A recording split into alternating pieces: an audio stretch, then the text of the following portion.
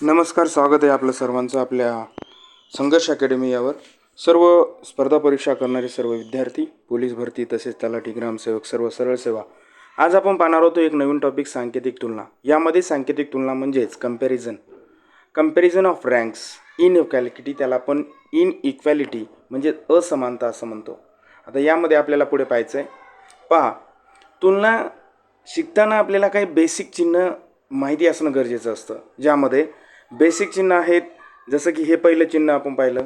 यामध्ये मी तुम्हाला चिन्ह दाखवतो पहा, ग्रेटर दॅन. या चिन्हाला काय म्हणायचं आहे? Greater than. आपण याचं थोडंसं हे करू. पहा, याला काय म्हणायचं आहे? Greater than. आता हे ग्रेटर दॅन कसं? च्यापेक्षा मोठे, म्हणजे जर तोंड त्याच्याकडे असेल तर च्यापेक्षा मोठे. याला काय म्हणायचं? बरोबरचं चिन्ह. बरोबरचं चिन्ह म्हणजे काय? हे काय दर्शवतं?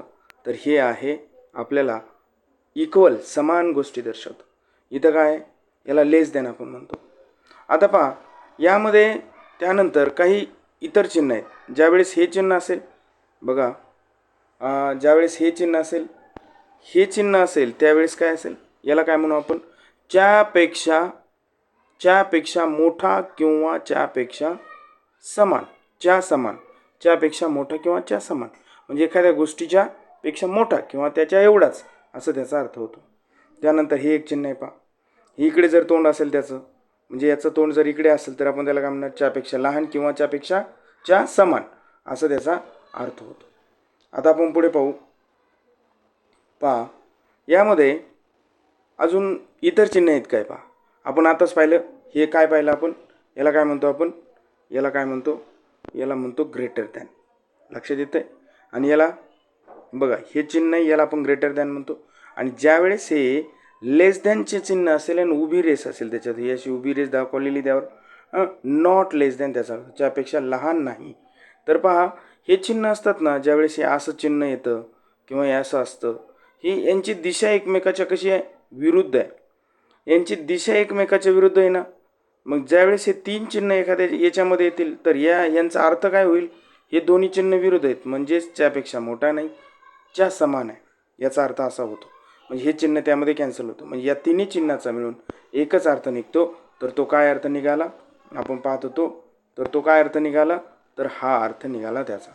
आपण इथं थोडंसं अक्षरासाठी आपल्याला कळण्यासाठी थोडं पेन बदलून घेऊ. पहा, लक्षात आलं असेल आपल्या काय सांगितलं मी, की हे जे आहे ना, यामध्ये आता आपण इथं समजा ग्रेटर दॅन लिहिलं. ग्रेटर, हे ग्रेटर म्हणजे या गोष्टी बघा, greater than or equal to, असं त्याचा अर्थ होतो. चला आपण पुढे पाहूया. पहा, अजून काही चिन्ह आहेत पहा, जसं की हे आपण आताच पाहिलं.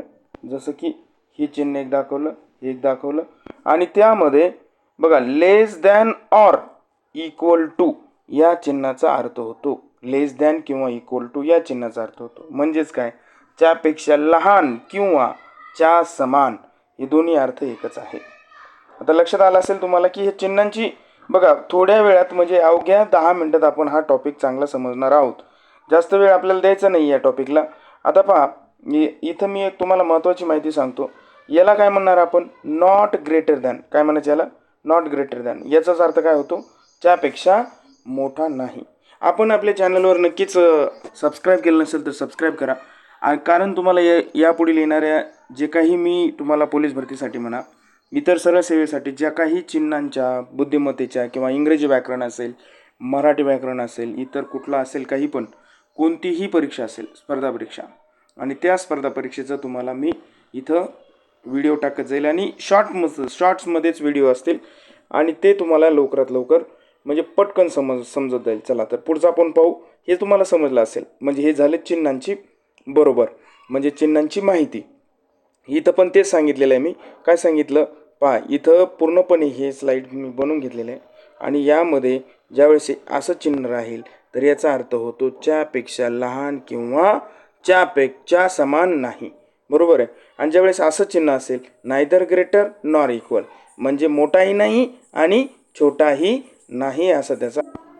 तर पहा, आपण इथं होतो. तर हे तुम्हाला मी सांगत होतो, च्यापेक्षा मोठा किंवा च्या समान नाही. नॉट इक्वल टू च्या समान नाही, याचा अर्थ झाला नॉट इक्वल टू च्या समान नाही. आपण हे पाहत होतो आता. नॉट इक्वल टू च्या समान नाही. आता तुमच्या लक्षात आलं असेल की हे चिन्हांची सर्व माहिती झाली आहे. तर हे चिन्ह कोणतं दर्शवतं? ज्यावेळेस हे असं चिन्ह असतं तेव्हा.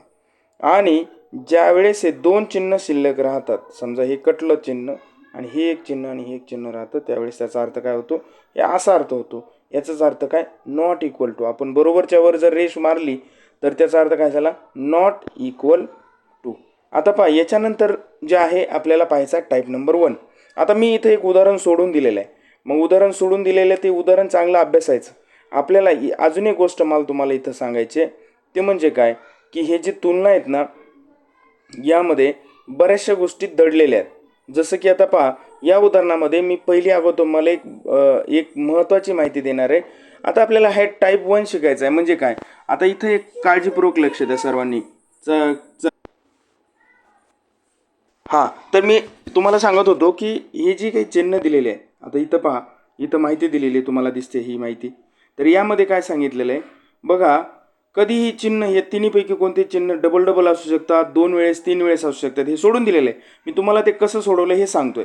आता पहा, एक लक्षात घ्या. आता यामध्ये एक विधान दिलेलं आहे आणि या विधानामध्ये हे पर्याय दिलेले आहेत. तर हे 2 आणि 3 नंबरची चूक आहे आणि 4 नंबरचा बरोबर आहे. ते कसं? तर या 3 चिन्हांमध्ये 1 नंबर कधी या चिन्हाला असतो, 2 नंबर या चिन्हाला असतो आणि 3 नंबर या चिन्हाला असतो. म्हणजे वेटेज द्यायचं त्याला. जर अनेक चिन्ह जर मध्ये आले, आता यामध्ये कोणते कोणते चिन्ह आले पहा, हे 3 चिन्ह आले. तर मग या 3 चिन्हामध्ये वेटेज कोणाला देणार? तर या 1 नंबरवाल्याला. इथं 1 नंबरवाला दिलाय ना, याला वेटेज द्यायचं. म्हणजे सांगायचं तात्पर्य काय की याला जर वेटेज आपण दिलं तर मग इथं हेच शिल्लक राहणार फक्त. हे 2 यामधले काय होतील? बाद होतील. तसं सुद्धा या यन आणि यसमध्ये इथं वरच्या याच्यात जर पाहिलं तर यन आणि यसमध्ये हे 1, हे 1 आणि हे 1 असे चिन्ह येतात. आता या 3 चिन्हाचा जर आपण विचार केला, या 3 चिन्हाचा विचार केला तर यामध्ये 1 नंबरचं चिन्ह कोणतं आहे? वेटेज कोणाला द्यायचं? तर याला द्यायचं. मग आपण पाहायचं की यामध्ये चिन्ह कोणतं आहे? इथं काय दिलेलं आहे? N is smaller than. N is less than किंवा smaller than. N is less than yes. आता लेस दॅनचं चिन्ह आहे आणि इथं काय दिलेलं आहे? त्यांनी दिलेलं आहे ग्रेटर. यन इज ग्रेटर दिलेलं आहे. मग आता यन हा ग्रेटर आहे. मग याचा अर्थ काय झाला की हे चिन्ह आपल्याला मिळालं. इथं सुद्धा कोणतं चिन्ह मिळालं? हे चिन्ह मिळालं. आणि यामध्ये सुद्धा आपल्याला कोणतं चिन्ह मिळतं? हे चिन्ह मिळतं. कसं? आता पहा, यामध्ये कोणते चिन्ह आले? यम आणि पी मध्ये. तर ह्या वरच्या उदाहरणात पाहिजे, यम इथं आहे आणि पी इथं आहे. मग पी मध्ये इथं काय? बरोबरचं चिन्ह आहे. इथं काय? लेस दॅनचं चिन्ह आहे. इथं काय? लेस दॅन इक्वल टूचं चिन्ह आहे. मग हे 3 चिन्ह जर आले ना आपल्या याच्यामध्ये, तर हे 3 चिन्ह काय दर्शवतात? मग यामध्ये 1 नंबर कुणाला द्यायचा? तर 1 नंबर कुणाला जाईल त्यामध्ये? तर याला जाईल. आणि म्हणून हे चिन्ह इथं येईल. आणि जर आपण लिहिलं यमचं आणि पीच्या बाबतीत जर कोणतं चिन्ह येत असेल तर हे चिन्ह येतं. म्हणजे या नंबरप्रमाणे त्यांना काय करायचं आहे? व्हॅल्यू द्यायचं, वेटेज द्यायचं. वेटेज आपण त्याला काय म्हणू? व्हॅल्यू. आपण म्हणतो ना, महत्त्व कोणाला द्यायचं? तर व्हॅल्यू याला द्यायचं. तर अशा पद्धतीने हे आपल्याला हे उदाहरण येतं. मग म्हणून यामध्ये कुठलं चूक होतं? तर मग त्यामध्ये हे चूक होतं दिलेलं, हे चूक आहे, हे चूक आहे आणि हे बरोबर आहेत. का बरोबर आहेत? कारण इथं दिलेलं आहे L is less than yes. मग इथं सुद्धा आपलं बरोबर आलं. इथं काय दिलेलं आहे? R is greater than M. आता इथं काय दिलं? M is less than R. म्हणजे मोठं चिन्ह जे तोंड आहे ना, कोणाकडे आलं? इथं आरकडे आलेलं आहे. म्हणजे आर हा काय? ग्रेटर आहे. कोणापेक्षा? यम पेक्षा ग्रेटर आहे. म्हणजे मोठा आहे. आर हा यम पेक्षा मोठा आहे. आणि इथं काय दिलं? आर हा यम पेक्षा मोठा आहे. म्हणून हे चिन्ह, एकच चिन्ह त्यामध्ये उरलं. कारण आपण याला महत्त्व देतो, 1 नंबर त्याला देतो. आणि कधी काळ काय होतं? हे 2 चिन्ह येतात. तर या 2 चिन्हापैकी 1 नंबर कोण पकडणार? याला पकडायचं. आणि जर समजा या 2 पैकी कोणतं चिन्ह 1 आलं तर याला कोणता नंबर देणार? याला देणार. आणि या 2 पैकी जर आलं तर नंबर कोणाला द्यायचा? पुन्हा यालाच द्यायचा. म्हणजे सांगायचा उद्देश काय की हे तुम्ही नोट करून हे उदाहरण तुम्ही चांगला अभ्यासू शकता किंवा याचा स्क्रीनशॉट काढून घेऊ शकता आणि तुम्ही याचा अभ्यास करू शकता. आपण असे भरपूर उदाहरणे पाहणार आहोत. चला आपण आता नंतर पुढचं एक उदाहरण पाहू. या उदाहरणामध्ये पहा, आता जर समजा काय झालं, अगोदरची दिशा कोणती होती? इकडची होती अशी. पहा, आता इथं ही दिशा इकडची होती. आता आपण काय केलं? आता दिशा बदलली. आता दिशा बदलल्याच्या नंतर ही दिशा होती, आता दिशा बदलली. आता दिशा बदलल्याच्या नंतर आपण याचा काय करू? पॉईंट छोटा घेऊन पाहू, येतोय का? पण येणार नाही. पाहू, चला नंतर पाहू आपण, काय अडचण नाही. तर पहा, तर यामध्ये ही जी दिशा आहे ना या सर्व चिन्हांची अशी होती, म्हणजे दिशा म्हणजे त्यांची तोंड तिकडे होते. तर मग आता आपल्याला जर प्रश्न पडला की आपल्याला आता इकडे, आता ही जी तोंड आहे ना हे सर्व चिन्हांची तोंड इकडे झालेले आहेत. मग 2 उदाहरणं आपण घेतलेले. आता इथं पहा, मग इथं काय सांगितलं, हे दिलं विधान आणि हे दिलं त्याचा निष्कर्ष काढण्यासाठी आपल्याला काही हे दिले, आपण काय म्हणू ऑप्शन दिले. आता यामध्ये बरोबरचं चिन्ह कोणाचं आहे, हे कसं राहणार आहे हे आपल्याला पाहायचं आहे. तर घटक आपल्याला समजलेला आहे, काय इथं सांगितलेलं आहे. आता ए हा ग्रेटर आहे कोणापेक्षा, एफपेक्षा. मग ए मध्ये आणि एफमध्ये आपल्याला काय पाहायचं आहे, ए मध्ये आणि एफमध्ये आपल्याला म्हणजे उदाहरणं पाहिजे. ए मध्ये आणि एफमध्ये आपल्याला पाहायचं आहे की टोटल किती त्याच्यामध्ये हे येतात. मग हे 3 आले त्यामध्ये, मग 1 नंबर कोणाला देणार आपण, याला देणार. 1 नंबर जर त्याला दिला तर त्याचा अर्थ काय होईल, इथं मग हे बरोबर येईल आपलं, कारण हेच त्याच्यामध्ये राहणार आहे. इथं चिन्हामध्ये 1 नंबर कोणाला देणार, याला, कारण हे 2च आले त्यामध्ये, मग हे बरोबर आहे. मग याचा अर्थ यामध्ये आता ए आणि ईमध्ये इथं जर पाहिलं ए आणि ई, हां इथं ई आहे, ईमध्ये कोणते कोणते चिन्ह आहे, हे आता एकच पकडायचं. जर सारखे चिन्ह असतील, हे 2 4 के ते एकच पकडलं. आता यामध्ये हे एक आहे आणि हे एक आहे, म्हणजे सगळे मिळून 3 चिन्ह आहेत. मग ए आणि ईमध्ये हे 3 चिन्ह आहेत, तर या तिन्हीपैकी व्हॅल्यू कोणाला दिली, याला दिली. मग हे एकच चिन्ह त्या दोन्हींच्या मध्ये राहील.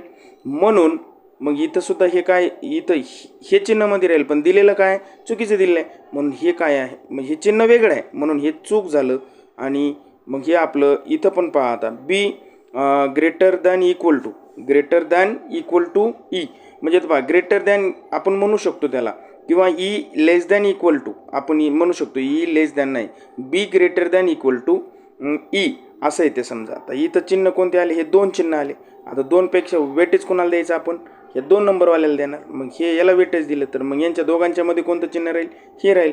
याचाच अर्थ काय होतो की हे सुद्धा काय आहे, बरोबर आहे. यामध्ये मग चूक आपल्याला जर सांगत झाला तर चूक कोणता आहे आपल्याला विचारतात, खालीलपैकी कोणते बरोबर आहेत किंवा खालीलपैकी चूक कोणता आहे, निष्कर्ष दिलेला चूक कोणता आहे, तर मग त्यामध्ये आपलं उत्तर काय असेल, हे असेल. आता आपण सांगितल्याप्रमाणे आपण हे आता पाहिलं की यामध्ये बऱ्याचशा गोष्टी आपल्याला समजल्या असतील.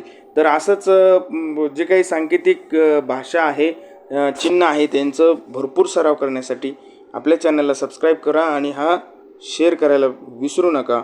आपण इथं थांबतोय आता आणि भेटूया लवकरच पुन्हा पुढच्या लेक्चरमध्ये. थँक्स व्हेरी मच, धन्यवाद.